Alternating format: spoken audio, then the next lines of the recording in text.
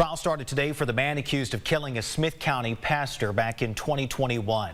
Mitrez Woolen is accused of fatally shooting Starrville Methodist Church pastor Mark McWilliams. Among the people on the witness stand today, the deacon who called 911 and the pastor's widow. Prosecutors say this started when Woolen led authorities on a chase from Lindale to Starrville with speeds at time reaching 130 miles an hour.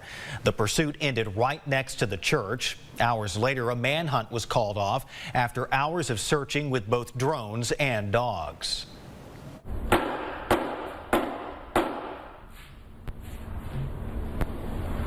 the course of 30 seconds, you're going to hear 9 gunshots that forever change the lives of 4 people.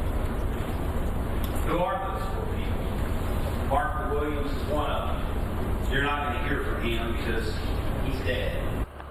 3 years ago, Woolen was deemed not mentally fit for trial, but was later reevaluated after spending time in a state hospital.